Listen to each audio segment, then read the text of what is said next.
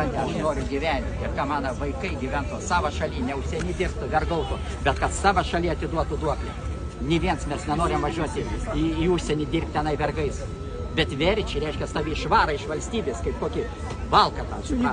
Ką ir yra pasakęs, sako, nepatinka. Reikia padaryti, kad darbo jėga būtų brangi. Iš kur tu pigiau nebus, taip supranti. Dabar darbo jėga yra.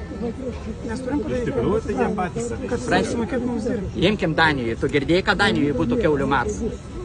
A girdėjai, ką? Pačioj Lenkijoje nėra, va. Nu va, Suvalkai o ir jau čia nebėra. yra. Aš Druskininkai jau atsimenu labai kiaulių puikiai, maras. kaip supranti, buvo tas Tam, va. kad mūsų ūkis sunaikintas būtų. Čia vienareikšmiškai. Kaip tas Gentvila, neatrodo, tas buvo gamtosauginis, kai šernai susirga, per parą šernai pasveika, 70 milijonų negavo į kišenę.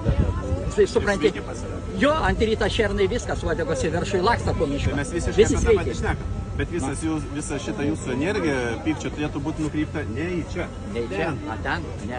Aš ten nuvažiavęs Nes irgi mes reikėjau, esam kas kol iš tą, kas- kas pasikeitė. Žiūrėk, Praėjo 4 metai, niekas Mes kol kas esam nepasikeitė. niekas. Praėjau Mes paklausti. dar esam nebuvom, tiesiog žinokit, patys- valdžia, mes nieko nepadarėm. Mes tiesiog esame dabar kol kas tokie patys žmonės, kurie bandomi kažką padaryti.